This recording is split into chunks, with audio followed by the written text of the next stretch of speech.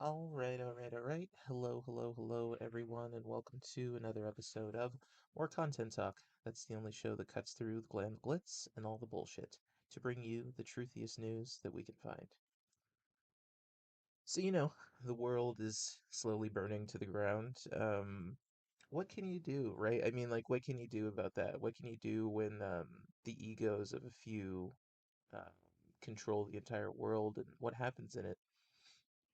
Well, you can report on it, you can find the truth, and you can relax in the you at least knowing that you now know what is actually happening around you. Because when you don't know what actually is happening around you, you panic and these you do these silly things like making impulse purchases, as we've seen people do throughout the past two, three, who knows how many years now. I don't even remember anymore when the pandemic started. Who knows? Fucking 1956. Who knows? But you see people make very rash decisions. They vote for people who are really, planning to destroy their lives. Um, and this is what happens with the confusion that's brought about by panic. And so, by knowing the truth, you can at least not panic and you can make more level-headed decisions. And so, this is why I do what I do, to provide you with some sort of perspective so you don't lose your fucking mind, like a lot of people are. A lot of people are losing their minds, and make no mistake about it, folks. I'm being serious. There a lot of people in America who simply cannot handle this amount of stress. It's not for everyone. That's why there's certain people who, are in entertainment, and there's certain people who aren't. Or there's certain people in politics, and there's certain people who aren't. And there's certain people in, the cooking industry, and there's certain people who aren't. And high levels of stress are for people who are trained for them. And even then, as you're seeing right now with the medical community, if that prolonged state of panic continues, even then, you can experience all kinds of horrible feelings and traumas that can really just drive you up the wall to the point of where you don't want to get out of bed in the morning. And that's just the fact of life. So, what am I going on about tonight? Well, can you really trust someone who works for a major monopoly to tell you what to believe politically? Because peep game, folks. I don't care how independent your celebrity is, they're all beholden to the company that they work for, whatever that company may be. Now, you may get really lucky and you find a celebrity too that say owns their own company. Okay, great. Well, they still have shareholders to answer to, folks. You don't own a company by yourself. You have shareholders, and you have to do certain things to keep the wheels of industry moving. Keep them nice and greased. So you should always be asking in the back of your mind, well, when these people are telling me things, what is their end game by telling me these things? Are these just jokes? Are they really just jokes? Or is it perhaps that the mindset of the country is becoming something new? And if that is what it is that a good thing to think in that mindset? Is it a good thing to have people running around in, Hollywood? Because that's what this is. And Hollywood is a monopoly. It's an entertainment monopoly, in case you hadn't guessed. I mean, I hate to break it to you. I know you like to think that Hollywood is just a special place where white people go to play and do drugs and have sex, but it's much more than that. You see, Hollywood is the entertainment hub of the world, okay? Including major nations that you don't really care for, like China. China gets a lot of its entertainment from Hollywood. A lot of the blockbusters that they watch are from Hollywood. And you can go all around the world to countries that you might dislike, and that's their choice of what they like to see. So it's so funny because you'll hear people talk about the authoritarianism of China and how they don't like that mindset, which, is true in some instances and in others it's completely made up. But regardless of that, if you think this is an authoritarian state, well, you're watching the same entertainment that authoritarians watch. What does that tell you? It's an interesting question that no one will ask because they would never give up their entertainment, right? I told you about this before in the episodes I did on the Halo effect. You cannot convince a person that a celebrity they like is bad. You can't, because in their minds they're good. And we're seeing this play out with the Johnny Depp and the Amber Heard trial. And I hadn't spoken about this because, to be quite frank with you, um, I didn't really care. Because I'm getting sick and tired of seeing celebrity personal business just in the news, right? In general. So I kind of steer clear of it. And then also, with this whole case, there's the fact that this case was already essentially decided upon in the UK. And the thing that blows my mind is that I don't hear anyone even say that anymore. I don't hear anyone even say that when the Sun wrote the article, which is how all this broke in the beginning, about Johnny Depp being a wife beater, that the UK court found that, well, he is. Okay, and that's their ruling. That's not me getting up here and judging Johnny Depp, because I know a lot of you, what you'll do is you'll say, well, you're judging him. I'm not judging him. The judge judged him. The judge. And it's quite a leap from someone to go from talking about how, the Republicans are making up lies about elections. Alex Jones is spreading conspiracy theories. They're saying the COVID vaccine is bad for you. And it's true, they are saying that. But then on the other side of the coin, you're over here telling me that a man who was found guilty is innocent.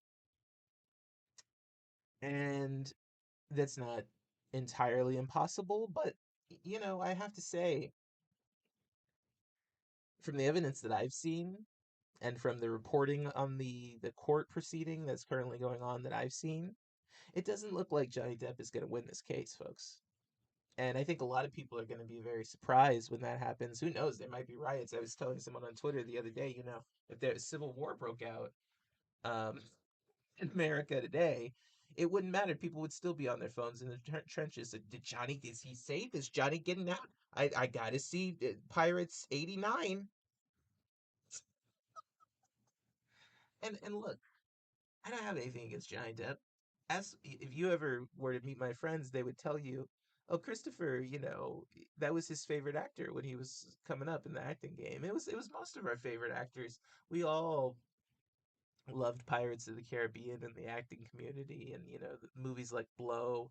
So some of these movies, you kids out there, shouting Johnny Depp at the top of your lungs, you probably never even heard of, like Cry Baby, and what was the one? Ed Wood. Ed Wood was probably one of Johnny Depp's best films. It's a little known um, uh, movie that Tim Burton did. But look, let me tell you right now, this none of this makes the guy a bad actor. You're not hearing me. It's just like the same thing when you didn't hear me when I would talk about people like Dave Chappelle, Damon Wayans, all these different, people who are stars and they have a lot of money and they think that they can just kind of push people around and tell them what they can and can't say.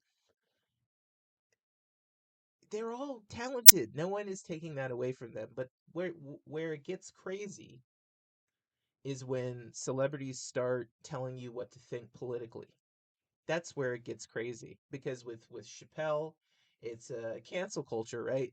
Whenever Dave Chappelle insults someone for the rest of his life, and someone says, "Hey, you shouldn't say that," people are going to say, "Yeah, you shouldn't say that," to the person who called him out on it, right? No one's ever going to take the person who was offended side again. That's never going to happen, especially since this nutball tackled the guy, for fuck's sake. And I mean, look, I'll also say this. I've been attacked on stage before, okay? This is not some new phenomenon. It's not. In the old days of entertainment, they would pelt people with rocks, folks. So, when I see stuff like that, I say to myself, well, it's a cultural thing. And it's difficult to change culture. And look, I've also talked about in the past how these very famous, influential celebrities, people become obsessed with them. They go crazy over them. And they sometimes attack them and even try to kill them. And so you shouldn't be surprised when some guy, some nut job, tackles Dave Chappelle. You should be surprised that it doesn't happen more often.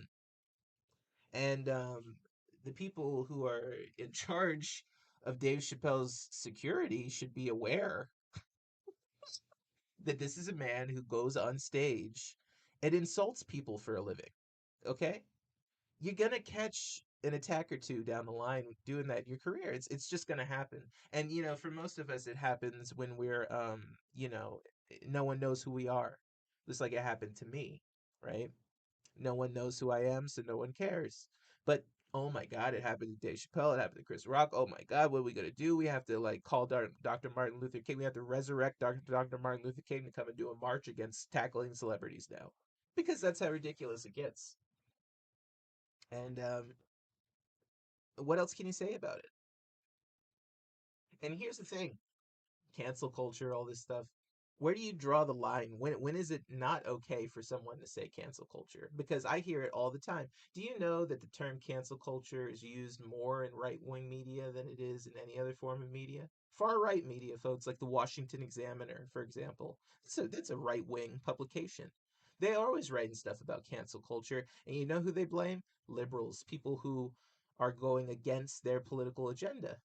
And so after a while, you're not protecting Dave Chappelle. You're protecting Lindsey Graham. You're protecting Marco Rubio. You're protecting Marjorie Taylor fucking Greene, for fuck's sake. So you can go on, you can send Trevor Noah up there and have him make little, pokes and prods at, the right, but no one's going to fucking take you seriously because you're using the right's arguments. And that's just the reality. And I understand, cancel culture was came up with by some black person apparently, I guess they were wearing a dashiki while they did it or whatever. I don't know why that's a qualifier for me having to take the argument seriously. And I think I speak for a lot of black people when I say this. Why do I have to take you seriously just because you're black? Why? Why? You haven't proven anything to me that I need to take you seriously. You haven't presented me with any qualifications that you might have that might provide a different perspective. You haven't done any of that. But that's required for white people though, right? So I don't have to take it seriously just because a black person came up with it. Black people came up with a lot of stuff down through the ages, folks. Does everyone like peanut butter? No. Do people take that as some sort of insult? It's like, oh my God, you're insulting the black community. A black person invented peanut butter. These days maybe they would, maybe they would. And these are the people who are supposedly above the whole cancel culture thing, right? So then they turn around and they cancel you. And this is how I make my point. You'll never get to a point where people stop ignoring you because of something you said, because you're already insulting certain groups, whether it be gay people, women. It doesn't matter. Bill Burr, he does this whole thing where he goes on stage, acts like a chucklehead, and fucking calls women stupid. That's his whole act. That's his whole fucking act. Or millennials. Oh my God. Don't get me started on the shitty millennial jokes coming out of this generation of comedians, because let me tell you something. All right, if I hear one more joke about a fucking avocado, I might just come down and guacamole your ass, okay? Because you're pissing me the fuck off, all right? A lot of, I said this earlier today on YouTube. Some people in the fucking world, okay? I know this is beyond you. I know this is so difficult for you to understand, but some people in the fucking world actually want to be healthy. We don't want to have fucking joint pain our whole lives. We don't want to fucking have anxiety our whole lives. So you know what we do? We eat better so that we don't have to feel those things. Some of us have fucking chronic illnesses, folks. So you're just making fun of people with fucking chronic illnesses when you say stupid shit like that. Oh, look at the fucking faggot trying to be fucking healthy. Yeah, no, I understand. I understand what you're saying. I understand. Oh, look at this wimp over here trying to be healthy. Look at that. Let's laugh. Let's laugh at the person who needs to eat a certain way, have certain dietary therapies. And you know what else we'll laugh about? We'll laugh about the way the person has sex, because we're all fucking 10-year-olds apparently. So let's make fun of that too, right? Let's make fun of the fact that a certain person prefers a certain body size, maybe say a little bigger than most. Oh, so let's call his girlfriend fat, and then expect me to sit there and fucking take it and laugh at it. What kind of a dick are you? Of course some people are going to get upset. Of course some people are going to lash out. Of course. And you should expect it, and you should take it in stride, and you should say, you know what? That's fucked up what they did, but at the same time, well, if I was in their shoes, Who knows what I would have done? Who knows? Who knows what Dave Chappelle or any of these celebrities would be like, and what their arguments would be like if they weren't on the fucking stage, getting paid millions and millions of dollars and told that they're perfect all the time. Also by you, the people who they sell shit to that's killing you, like fucking malt liquor and fucking cigarettes and fucking all this bullshit that they have in their movies and all this bullshit they're smoking. Why do you think Dave Chappelle smokes cigarettes on stage? Come on, come on, come on. You think that that's like what, good on the voice or something? Huh? To speak, in order to speak well, it's good not to smoke on stage. But I see Dave Chappelle smoke on stage. I see a lot of comedians smoke on stage because they're selling you cigarettes, things that will kill you. Alcohol, you see a lot of them drinking. Yeah, selling it to you.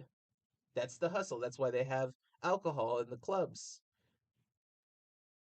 So, and my God, if I have to see one more celebrity in a fucking fried chicken commercial, I might lose my fucking mind.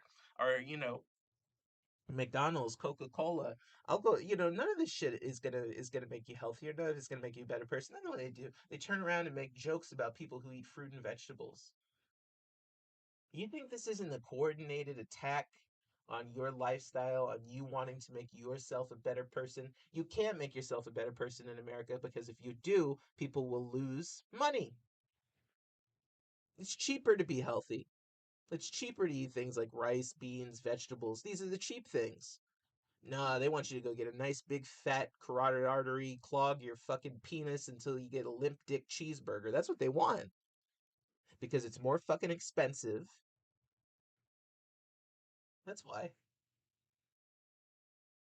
But I can't say anything about it. I can't say anything about anything. If I say anything about anything, God forbid I report the fucking news and give a fucking opinion in a fucking supposedly free country, I'll be fucking crucified by the people who supposedly support free speech. Well, you know what? Fuck all of you.